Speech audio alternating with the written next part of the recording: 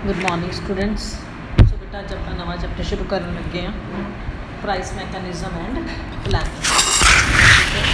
सो जोड़े इकोनॉमिस्ट उन्होंने जो डिफरेंस ऑफ ओपीनियन चलता है कि प्राइस की जोड़े मैकेनिज्म है, प्राइस मैकेनिज्म का मतलब होंगे है कि प्राइस का जोड़ा फिक्सेशन है कि वह प्लानिंग के नाल पॉसीबल है या नहीं है। ठीक है, गॉसन, कैनन, माइसिस वो कहते हैं कि ਜਦੋਂ ਅਸੀਂ ਇਕਨੋਮਿਕ ਪਲੈਨਿੰਗ ਕਰਦੇ ਹਾਂ ਤਾਂ ਉਦੋਂ ਪ੍ਰਾਈਸ ਮੈਕੈਨਿਜ਼ਮ ਹੈ ਉਹ ਪੋਸੀਬਲ ਨਹੀਂ ਹੁੰਦੀ। ਪ੍ਰਾਈਸ ਮੈਕੈਨਿਜ਼ਮ ਉਹਨਾਂ ਦਾ ਕਹਿਣਾ ਹੈ ਕਿ ਫ੍ਰੀ ਮਾਰਕੀਟ ਇਕੋਨਮੀ ਜਦੋਂ ਅਸੀਂ ਡਿਮਾਂਡ ਅਤੇ ਸਪਲਾਈ ਨੂੰ ਫ੍ਰੀਲੀ ਆਪਰੇਟ ਕਰਾਉਂਦੇ ਹਾਂ ਤਾਂ ਜਿਹੜਾ ਹੈ ਆਪਣਾ ਪ੍ਰਾਈਸ ਮੈਕੈਨਿਜ਼ਮ ਹੈ ਉਹ ਚੱਲਦਾ ਹੈ। ਮਤਲਬ ਉਹਦਾ ਇਕਨੋਮਿਕ ਪਲੈਨਿੰਗ ਦੇ ਨਾਲ ਕੋਈ ਰਿਲੇਸ਼ਨਸ਼ਿਪ ਨਹੀਂ ਹੈ। ਡਿਮਾਂਡ ਅਤੇ ਸਪਲਾਈ ਹੈ ਜਿਹੜੀ ਉਹਨਾਂ ਦੇ ਬਦਲਣ ਦੇ ਨਾਲ ਹੀ ਪ੍ਰਾਈਸ ਦੇ ਵਿੱਚ ਬਦਲਾਵ ਆਉਣਾ ਹੈ। ਔਨ ਦਾ ਕੰਟਰੇਰੀ ਔਸਕਰ ਲੇਂਜ ਵਗੈਰਾ ਉਹ ਕਹਿੰਦੇ ਨੇ ਕਿ ਇਕੁਲਿਬਰੀਅਮ ਪ੍ਰਾਈਸਿਸ ਨੇ ਜਿਹੜੇ ਉਹ as a matter of fact accounting prices ਹੀ ਹੁੰਦੇ ਨੇ। ਇਸ ਲਈ ਜਿਹੜਾ ਪ੍ਰਾਈਸ ਮੈਕੈਨਿਜ਼ਮ ਹੈ ਉਸ ਨੂੰ ਤੁਸੀਂ ਇਕਨੋਮਿਕ ਪਲੈਨਿੰਗ ਦੇ ਅੰਡਰ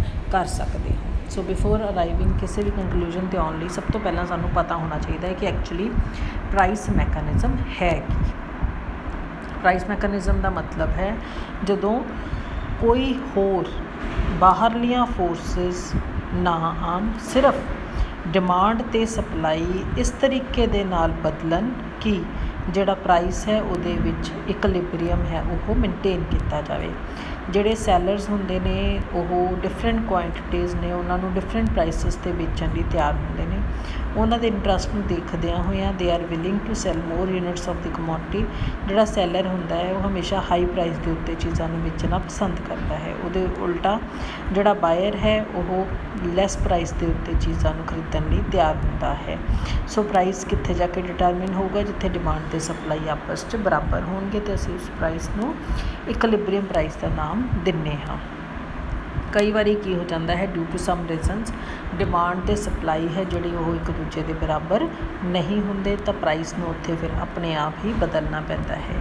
ਦਿਸ ਚੇਂਜ ਇਨ ਪ੍ਰਾਈਸ, ਇਹ ਜਦੋਂ ਪ੍ਰਾਈਸ ਹੈ ਜਿਹੜਾ ਇਹ ਚੇਂਜ ਹੁੰਦਾ ਹੈ ਤਾਂ ਇਹ ਡਿਮਾਂਡ ਅਤੇ ਸਪਲਾਈ ਦੇ ਵਿੱਚ ਬਦਲਾਵ ਲੈ ਆਉਂਦਾ ਹੈ। ਬੱਚੇ ਡਾਇਗਰਾਮ ਹੈ, ਬੜੇ ਧਿਆਨ ਦੇ ਨਾਲ ਡਾਇਗਰਾਮ ਨੂੰ ਦੇਖਣਾ ਹੈ। ਨੀਚੇ ਤੁਸੀਂ ਉਹ ਐਕਸ ਐਕਸਿਸ 'ਤੇ ਕੁਆਂਟਿਟੀ ਲਈ ਹੈ, ਉਹ ਵਾਈ ਐਕਸਿਸ 'ਤੇ ਪ੍ਰਾਈਸ ਲਿਆ ਹੈ। ਸਿੰਪਲੀ ਪਹਿਲਾਂ ਡਿਮਾਂਡ ਨੂੰ ਡਾਊਨਵਰਡ ਸਲੋਪਿੰਗ ਸ਼ੋ ਕਰ ਦਿਓ, ਸਪਲਾਈ ਨੂੰ ਤੁਸੀਂ ਅਪਵਰਡ ਸ਼ੋ ਕਰ ਦਿਓ। ਠੀਕ ਹੈ, ਜਿੱਥੇ ਦੋਨੋਂ ਜਣੇ ਇੰਟਰਸੈਕਟ ਕਰਨਗੇ ਉਹ ਈ ਪੁਆਇੰਟ ਹੋਊਗਾ। ਸੋ ਈ ਪੁਆਇੰਟ ਦੇ ਉੱਤੇ ਅਸੀਂ ਕੀ ਦੱਸ ਰਹੇ ਹਾਂ ਕਿ ਸਾਡੇ ਕੋਲ ਜਿਹੜਾ ਹੈ ਓ ਆਰ ਪ੍ਰਾਈਸ ਹੈ ਅਤੇ ਓ ਆਰ ਦੇ ਕੋਰਸਪੋਂਡਿੰਗਲੀ ਅਸੀਂ ਸਰਟਨ ਕਮੋਡਿਟੀਜ਼ ਨੇ ਜਿਹੜੀਆਂ ਉਹ ਪਰਚੇਜ਼ ਕਰ ਰਹੇ ਹਾਂ। ਹੁਣ ਅਗਰ ਅਸੀਂ ਪ੍ਰਾਈਸ ਹੈ ਜਿਹੜਾ ਓ ਪੀ ਦੇਖ ਲਈਏ ਕਿ ਅਗਰ ਕਿਸੇ ਵੀ ਰੀਜ਼ਨ ਕਰਕੇ ਪ੍ਰਾਈਸ ਵੱਧ ਕੇ ਓ ਪੀ ਹੋ ਜਾਂਦਾ ਹੈ ਪਰ ਉਹ ਇਕੁਲਿਬਰੀਅਮ ਪ੍ਰਾਈਸ ਨਹੀਂ ਹੋਊਗਾ।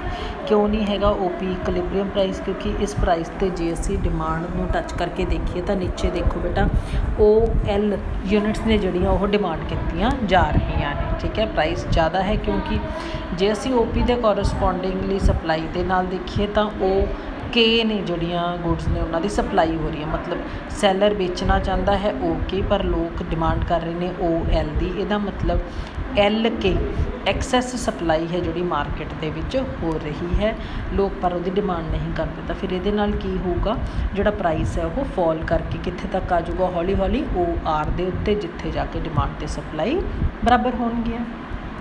ਹੁਣ ਜੇ ਅਸੀਂ ਇਹਦੇ ਕੋਰਸਪੋਂਡਿੰਗਲੀ ਘੱਟ ਪ੍ਰਾਈਸ ਦੀ ਗੱਲ ਕਰੀਏ, ਮੰਨ ਲਓ ਪ੍ਰਾਈਸ ਓ ਟੀ ਹੋਵੇ, ਓ ਟੀ ਪ੍ਰਾਈਸ ਦੇ ਉੱਤੇ ਸੈਲਰ ਘੱਟ ਚੀਜ਼ਾਂ ਵੇਚਣ ਨੂੰ ਤਿਆਰ ਹੈ। ਕਿੰਨੀਆਂ? ਓ ਐਮ, ਉਹ ਕਹਿੰਦਾ ਮੈਂ ਇਸ ਤੋਂ ਵੱਧ ਨਹੀਂ ਸਪਲਾਈ ਕਰਨਾ ਚਾਹੁੰਦਾ, ਜਾਣ ਕੇ ਆਰਟੀਫਿਸ਼ੀਅਲ ਸਕੈਰਸਿਟੀ ਕ੍ਰੀਏਟ ਕਰ ਦਿੰਦਾ ਹੈ। ਪਰ ਇੰਨੇ ਘੱਟ ਪ੍ਰਾਈਸ ਦੇ ਉੱਤੇ ਓ ਐਨ ਚੀਜ਼ਾਂ ਦੀ ਡਿਮਾਂਡ ਹੈ ਜਿਹੜੀ ਹੁੰਦੀ ਹੈ। ਇਹਦਾ ਮਤਲਬ ਐਮ ਐਨ ਹੈ ਜਿਹੜੀ ਉਹ ਸਾਡੇ ਕੋਲ ਐਕਸੈਸ ਡਿਮਾਂਡ ਹੈ ਉਹ ਚੱਲ ਰਹੀ ਹੈ। ਸੋ ਇੱਥੇ ਜਿਹੜੀ ਹੈ ਜਦੋਂ ਲੋਕ ਹੋਰ ਚੀਜ਼ਾਂ ਡਿਮਾਂਡ ਕਰਨਗੇ, ਹੋਰ ਡਿਮਾਂਡ ਕਰਨੇ, ਸਪਲਾਇਰ ਕੀ ਕਰੂਗਾ? ਹੌਲੀ ਹੌਲੀ ਪ੍ਰਾਈਸ ਨੂੰ ਵਧਾਈ ਜਾਊਗਾ। ਤਾਂ ਕੋਰਸਪੋਂਡਿੰਗਲੀ ਕਿੱਥੇ ਆ ਕੇ ਪ੍ਰਾਈਸ ਹੈ ਫਿਕਸ ਹੋਊਗਾ? ਓ ਆਰ ਦੇ ਉੱਤੇ ਆ ਕੇ ਪ੍ਰਾਈਸ ਫਿਕਸ ਹੋਊਗਾ, ਜਿੱਥੇ ਡਿਮਾਂਡ ਅਤੇ ਸਪਲਾਈ ਆਪਸ ਦੇ ਵਿੱਚ ਇਕੁਏਟ ਕਰਨਗੇ।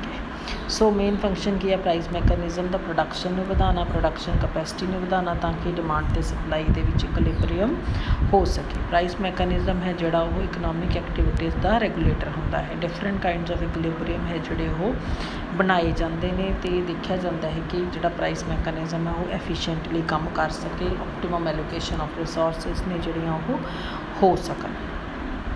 ਹੁਣ ਜਿਵੇਂ ਆਪਾਂ ਉੱਪਰ ਦੱਸ ਕੇ ਹਟੇ ਹਾਂ ਕਿ ਕੁਛ ਇੱਕ ਸੈੱਟ ਆਫ ਇਕੋਨੋਮਿਸਟ ਕਹਿੰਦੇ ਨੇ ਕਿ ਪ੍ਰਾਈਸ ਹੈ ਜਿਹੜਾ ਉਹ ਇਕਨੋਮਿਕ ਪਲੈਨਿੰਗ ਹੈ ਜਿਹੜੀ ਉਹਦੇ ਵਿੱਚ ਪ੍ਰਾਈਸ ਮੈਕੈਨਿਜ਼ਮ ਪੋਸੀਬਲ ਹੈ, ਅਤੇ ਦੂਸਰਾ ਸੈੱਟ ਆਫ ਇਕੋਨੋਮਿਸਟ ਕਹਿੰਦਾ ਹੈ ਕਿ ਪ੍ਰਾਈਸ ਮੈਕੈਨਿਜ਼ਮ ਜਿਹੜਾ ਉਹ ਇਕਨੋਮਿਕ ਪਲੈਨਿੰਗ ਦੇ ਨਾਲ ਨਹੀਂ ਹੋ ਸਕਦਾ। ਸੋ ਫਸਟ ਆਪਾਂ ਕਰਾਂਗੇ price mechanism is not operative in economic planning.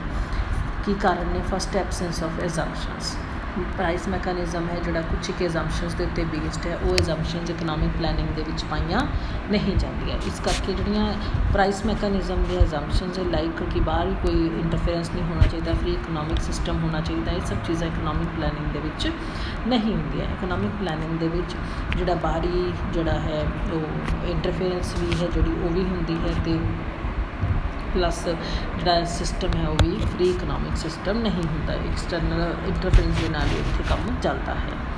Second, absence of economic calculations. ਜਿੰਨੀਆਂ ਵੀ ਇਕਨੋਮਿਕ ਕੈਲਕੂਲੇਸ਼ਨਸ ਨੇ ਉਹ ਇਕਨੋਮਿਕ ਪਲੈਨਿੰਗ ਦੇ ਵਿੱਚ ਨਹੀਂ ਹੋ ਪਾਉਂਦੀ। ਇਕਨੋਮਿਕ ਐਕਟੀਵਿਟੀਜ਼ ਨੇ ਉਹ ਇੰਡੀਪੈਂਡੈਂਟ ਮੈਨਰ ਦੇ ਵਿੱਚ ਨਹੀਂ ਕੀਤੀਆਂ ਜਾਂਦੀਆਂ ਜਿਵੇਂ ਕਿ ਇਕਨੋਮਿਕ ਪਲੈਨਿੰਗ ਦੇ ਵਿੱਚ ਹੁੰਦੀਆਂ ਨੇ। Next, absence of private ownership. Price mechanism ਹੈ ਸੈਲਫ ਇੰਟਰਸਟ ਜਾਂ ਰੈਸ਼ਨਲ ਡਿਸੀਜਨਸ ਦੇ ਉੱਤੇ ਬੇਸਡ ਹੈ, ਪਰ ਪ੍ਰਾਈਵੇਟ ਓਨਰਸ਼ਿਪ ਦੇ ਵਿੱਚ ਇਹੋ ਜਿਹਾ ਪੋਸੀਬਲ ਨਹੀਂ ਹੁੰਦਾ। ਇੱਕ ਪਲੈਨਡ ਇਕੋਨਮੀ ਦੇ ਵਿੱਚ ਜਿੰਨੀਆਂ ਵੀ ਇਕਨੋਮਿਕ ਐਕਟੀਵਿਟੀਜ਼ ਨੇ ਉਹ ਸਰਕਾਰ ਦੇ ਅੰਡਰ ਹੁੰਦੀਆਂ ਨੇ, ਉੱਥੇ ਪ੍ਰਾਈਵੇਟ ਓਨਰਸ਼ਿਪ ਨਹੀਂ ਹੁੰਦੀ। ਇਸ ਕਰਕੇ ਇੱਥੇ ਸਾਡੇ ਕੋਲ ਕਿਤੇ ਵੀ ਜਿਹੜਾ ਹੈ ਇੰਡੀਵਿਜੂਅਲ ਇੰਟਰਸਟ ਅਤੇ ਪ੍ਰੋਫਿਟ ਵਾਲਾ ਜਿਹੜਾ ਮੋਟਿਵ ਹੈ ਉਹਦੀ ਉਹ ਸਾਨੂੰ ਨਹੀਂ ਮਿਲਦਾ। Absence of pure competition. ਜਿਹੜਾ ਪਲੈਨਿੰਗ ਹੈ ਉਹਦੇ ਵਿੱਚ ਜਿਹੜਾ ਹੈ ਪਿਓਰ ਕੰਪੀਟੀਸ਼ਨ ਹੈ ਉਹ ਪੋਸੀਬਲ ਨਹੀਂ ਹੁੰਦਾ। ਕਿਉਂਕਿ ਪਰਫੈਕਟ ਨੌਲੇਜ ਨਹੀਂ ਹੁੰਦੀ, ਤਾਂ ਪਰਫੈਕਟ ਨੌਲੇਜ ਨਹੀਂ ਹੋਊਗੀ ਤਾਂ ਪ੍ਰਾਈਸ ਡਿਟਰਮੀਨੇਸ਼ਨ ਵੀ ਨਹੀਂ ਹੋਊਗੀ। Then absence of relative importance of the demand and supply. Demand and supply ਸਿਰਫ ਫਰੀ ਮਾਰਕੀਟ ਇਕੋਨਮੀ ਦੇ ਵਿੱਚ ਹੀ ਹੋ ਸਕਦੀ ਹੈ, ਪਰ ਪਲੈਨਡ ਇਕੋਨਮੀ ਦੇ ਵਿੱਚ ਜਿਹੜੀਆਂ ਡਿਮਾਂਡ ਅਤੇ ਸਪਲਾਈ ਨੇ ਉਹ ਇੰਡੀਪੈਂਡੈਂਟ ਨਹੀਂ ਹੁੰਦੇ, ਰਾਦਰ ਉਹ ਕੰਟਰੋਲਡ ਹੁੰਦੇ ਨੇ। ਕੌਣ ਕੰਟਰੋਲ ਕਰਦਾ ਉਹਨਾਂ ਨੂੰ? ਸੈਂਟਰਲ ਪਲੈਨਿੰਗ ਅਥਾਰਟੀ, ਸਰਕਾਰ ਹੈ ਜਿਹੜੀ ਉਹਨਾਂ ਨੂੰ ਕੰਟਰੋਲ ਕਰਦੀ ਹੈ। ਇਸ ਕਰਕੇ ਜਿਹੜੀ ਫੰਕਸ਼ਨਿੰਗ ਹੈ ਪ੍ਰਾਈਸ ਮੈਕੈਨਿਜ਼ਮ ਦੀ ਉਹ ਮੁਸ਼ਕਿਲ ਹੋ ਜਾਂਦੀ ਹੈ। So in short price mechanism free market economy ਦੇ ਵਿੱਚ ਹੀ ਚੱਲ ਸਕਦਾ ਹੈ। ਫ੍ਰੀ ਮਾਰਕੀਟ ਇਕੋਨਮੀ ਹੈ ਜਿਹੜੀ ਉਹਦੀ ਫੰਕਸ਼ਨਿੰਗ ਪਲੈਨਡ ਇਕੋਨਮੀ ਦੇ ਵਿੱਚ ਪੋਸੀਬਲ ਨਹੀਂ ਹੁੰਦੀ। ਸੋ ਐਜ਼ੰਪਸ਼ਨਸ ਨੇ ਜਿਹੜੀਆਂ ਪ੍ਰਾਈਸ ਮੈਕੈਨਿਜ਼ਮ ਦੇ ਇਕਨੋਮਿਕ ਪਲੈਨਿੰਗ ਵਿੱਚ ਨਹੀਂ ਹੁੰਦੀ, ਇਸ ਕਰਕੇ ਜਿਹੜੀਆਂ ਕੈਲਕੂਲੇਸ਼ਨਸ ਨੇ ਉਹ ਪੋਸੀਬਲ ਨਹੀਂ ਹੁੰਦੀਆਂ, ਜਿਸ ਕਰਕੇ ਜਿਹੜਾ ਪ੍ਰਾਈਸ ਮੈਕੈਨਿਜ਼ਮ ਨੂੰ ਅਸੀਂ ਇਕਨੋਮਿਕ ਪਲੈਨਿੰਗ ਦਾ ਪਾਰਟ ਨਹੀਂ ਕਰਦੇ। Next price mechanism. Next set of economist ਹੈ ਜਿਹੜਾ ਉਹ ਕਹਿੰਦਾ ਕਿ ਨਹੀਂ ਜੀ ਪ੍ਰਾਈਸ ਮੈਕੈਨਿਜ਼ਮ ਇਕਨੋਮਿਕ ਪਲੈਨਿੰਗ ਦੇ ਵਿੱਚ ਹੁੰਦਾ ਹੈ। ਉਹ ਕਿਵੇਂ ਕਹਿੰਦੇ ਨੇ? ਕਹਿੰਦੇ possibility of proper allocation of resources. Economic planning ਦੇ ਵਿੱਚ ਅਸੀਂ ਕੀ ਸੋਚਦੇ ਹਾਂ ਕਿ ਜਿਹੜੇ ਰਿਸੋਰਸਿਸ ਨੇ ਅਸੀਂ ਉਹਨਾਂ ਨੂੰ ਪ੍ਰੋਪਰਲੀ ਐਲੋਕੇਟ ਕਰੀਏ, ਉਹਨਾਂ ਨੂੰ ਇਫੈਕਟਿਵਲੀ ਯੂਟੀਲਾਈਜ਼ ਕਰੀਏ। ਤਾਂ ਇੱਥੇ ਇਹ ਕਹਿਣਾ ਗਲਤ ਹੈ ਕਿ ਇਕਨੋਮਿਕ ਪਲੈਨਿੰਗ ਦੇ ਜਿਹੜੇ ਇਕਨੋਮਿਕ ਡਿਸੀਜਨਸ ਨੇ ਉਹ ਆਰਬਿਟਰੇਰੀ ਮੈਨਰ ਹੁੰਦਾ, ਬਿਨਾਂ ਸੋਚੇ ਸਮਝੇ ਲਏ ਜਾਂਦੇ ਨੇ, ਇਹ ਗਲਤ ਹੈ। ਪ੍ਰੋਪਰ ਐਲੋਕੇਸ਼ਨ ਆਫ ਰਿਸੋਰਸਿਸ ਨੇ ਜਿਹੜੇ ਉਹ ਪਲੈਨਡ ਇਕੋਨਮੀ ਦੇ ਵਿੱਚ ਪੋਸੀਬਲ ਹੁੰਦੇ ਨੇ। ਤਾਂ ਲਰਨਰ ਕਹਿੰਦਾ ਹੈ ਕਿ ਅਕਾਊਂਟਿੰਗ ਪ੍ਰਾਈਸਿਸ ਨੇ ਇਸ ਗੱਲ ਨੂੰ ਪ੍ਰੂਵ ਕਰ ਦਿੱਤਾ ਕਿ ਜਿਹੜਾ ਮਾਰਕੀਟ ਦੇ ਵਿੱਚ ਇਕੁਇਲਿਬਰੀਅਮ ਪ੍ਰਾਈਸਿਸ ਸਾਨੂੰ ਮਿਲ ਜਾਂਦੇ ਨੇ। ਦਸ ਇਟ ਕੈਨ ਬੀ ਕੰਕਲੂਡਡ ਕਿ ਜਦੋਂ ਅਸੀਂ ਰਿਸੋਰਸਿਸ ਨੂੰ ਰੈਸ਼ਨਲੀ ਐਲੋਕੇਟ ਕਰਦੇ ਹਾਂ, ਅਕਾਊਂਟਿੰਗ ਪ੍ਰਾਈਸਿਸ ਨੂੰ ਧਿਆਨ ਵਿੱਚ ਰੱਖਦੇ ਹਾਂ, ਤਾਂ ਜਿਹੜਾ ਹੈ ਅਸੀਂ ਇਕਨੋਮਿਕ ਪਲੈਨਿੰਗ ਜਿਹੜੀ ਹੈ ਉਹ ਉਹਦੇ ਵਿੱਚ ਪ੍ਰਾਈਸਿਸ ਮੈਕੈਨਿਜ਼ਮ ਨੂੰ ਜਿਹੜਾ ਇੰਕਲੂਡ ਕਰ ਸਕਦੇ ਹਾਂ। Next trial and error method.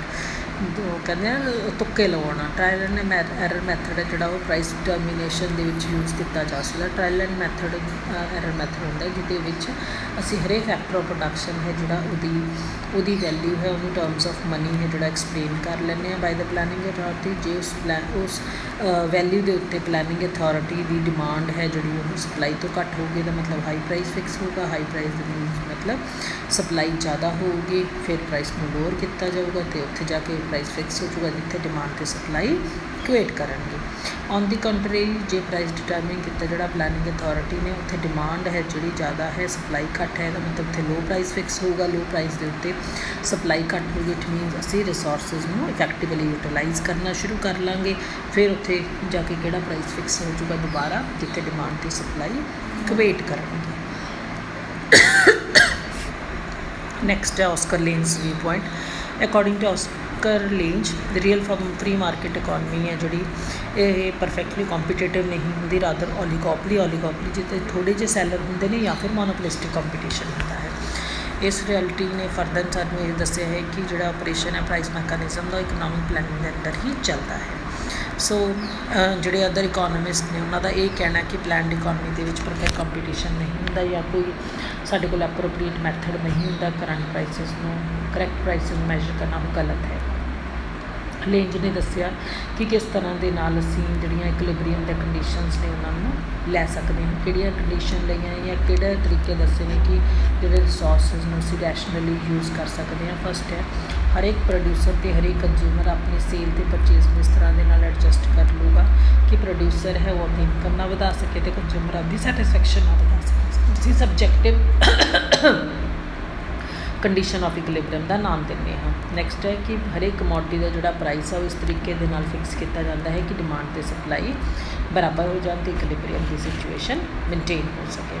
Consumer the income ਹੈ ਜਿਹੜੀ ਉਹ ਇਨਕਮ ਆਫ ਦੀ ਕੰਜ਼ਿਊਮਰ ਹੈ ਜਿਹੜੀ ਉਹ income and profit obtain from sale ਹੈ ਉਹਦੇ ਬਰਾਬਰ ਹੋਣੀ ਚਾਹੀਦੀ ਹੈ। ਤਿੰਨੋਂ ਕੰਡੀਸ਼ਨਸ ਨੇ ਜਿਹੜੀ ਇਹ ਪੈਰਾਮੀਟਰਿਕ ਫੰਕਸ਼ਨ ਆਫ ਪ੍ਰਾਈਸ ਨੂੰ ਪੂਰਾ ਕਰਦੀਆਂ ਨੇ। ਮਤਲਬ ਹਰ ਇੱਕ ਬੰਦਾ ਆਪਣੇ ਜਿਹੜਾ ਪ੍ਰਾਈਸਿਸ ਨੇ ਉਹਨਾਂ ਨੂੰ ਟਰਾਇਲ ਐਂਡ ਐਰਰ ਮੈਥਡ ਦੇ ਨਾਲ ਇਕੁਏਟ ਕਰਨ ਦੀ ਕੋਸ਼ਿਸ਼ ਕਰੂਗਾ। ਇਹ ਕੰਡੀਸ਼ਨ ਕਦੋਂ ਤੱਕ ਚੱਲੂਗੀ ਜਦ ਤੱਕ ਕਿ ਇਕੁਲਿਬਰੀਅਮ ਹੈ ਉਹ ਮੇਨਟੇਨ ਨਹੀਂ ਹੁੰਦਾ। ਤਾਂ ਕਿਹੜੇ ਰੂਲਸ ਨੇ ਇੱਥੇ ਇਕੁਲਿਬਰੀਅਮ ਨੂੰ ਮੇਨਟੇਨ ਕਰਨ ਦੇ ਜਾਂ ਰੈਸ਼ਨਲ ਪ੍ਰਾਈਸਿਸ ਦੇ, ਜਿੰਨੀ ਵੀ ਪ੍ਰੋਡਕਸ਼ਨ ਹੋ ਰਹੀ ਹੈ ਉਹਦੇ 'ਤੇ ਕਾਸਟ ਆਫ ਪ੍ਰੋਡਕਸ਼ਨ ਘੱਟ ਹੋਵੇ ਅਤੇ ਸਕੇਲ ਆਫ ਪ੍ਰੋਡਕਸ਼ਨ ਇੰਨਾ ਕੁ ਹੋਵੇ ਕਿ margin caste of production price ਦੇ ਬਰਾਬਰ ਹੋ ਜਾਵੇ।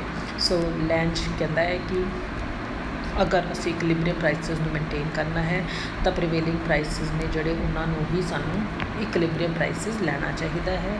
ਜੇ ਇਹ ਪ੍ਰਾਈਸਿਸ ਇਕੁਲਿਬਰੀਅਮ ਪ੍ਰਾਈਸਿਸ ਹੋ ਜਾਣਗੇ ਤਾਂ ਡਿਮਾਂਡ ਐਂਡ ਸਪਲਾਈ ਇਕੁਅਲ ਹੋਊਗੀ। ਜੇ ਇਕੁਲਿਬਰੀਅਮ ਪ੍ਰਾਈਸਿਸ ਨਹੀਂ ਹੋਣਗੇ, ਕੋਈ ਡਿਸਇਕੁਲਿਬਰੀਅਮ ਹੋਊਗਾ ਤਾਂ ਪ੍ਰੋਪਰ ਅਸੀਂ ਐਡਜਸਟਮੈਂਟ ਆਫ ਪ੍ਰਾਈਸਿਸ ਕਰ ਲਾਂਗੇ ਅਤੇ ਦੁਬਾਰਾ ਇਕੁਲਿਬਰੀਅਮ ਮੇਨਟੇਨ ਕਰ ਲਾਂਗੇ। ਇਸ ਇਕੁਲਿਬਰੀਅਮ ਪ੍ਰਾਈਸਿਸ ਨੂੰ ਟਰਾਇਲ ਐਂਡ ਐਰਰ ਮੈਥਡ ਦੇ ਨਾਲ ਹੈ ਜਿਹੜਾ ਉਹ ਕਰ ਸਕਦੇ ਹਾਂ।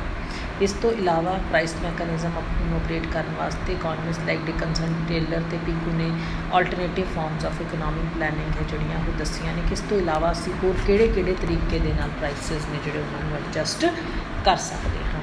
This we will do in the next topic ਬੇਟਾ। ਤਾਂ ਇਹ ਥੋੜ੍ਹਾ ਜਿਹਾ ਟ੍ਰਿਕੀ ਜੇ ਹੈਗੇ ਨੇ ਉੱਪਰਲੇ 2-3 ਪੁਆਇੰਟਸ, ਇਹਨਾਂ ਨੂੰ ਅੱਛੀ ਤਰ੍ਹਾਂ ਦੇ ਨਾਲ ਪੜ੍ਹਨਾ। ਕੋਈ ਪ੍ਰੋਬਲਮ ਆਉਂਦੀ ਹੈ most welcome to talk to me, ਠੀਕ ਹੈ। So be attentive, regularly videos ਨੂੰ ਸੁਣਿਆ ਕਰੋ ਬੇਟਾ। ਕੋਈ ਪ੍ਰੋਬਲਮ ਲੈ ਕੇ ਤੁਸੀਂ ਨਹੀਂ ਆ ਰਹੇ, ਇਟ ਮੀਨਸ ਤੁਸੀਂ ਵੀਡੀਓਜ਼ ਨੂੰ ਨਹੀਂ ਸੁਣ ਰਹੇ, ਠੀਕ ਹੈ। ਸੋ ਪਲੀਜ਼ ਬੇਟਾ be compassionate, be concise, be precise, be in touch with me. Bye bye, have a nice day.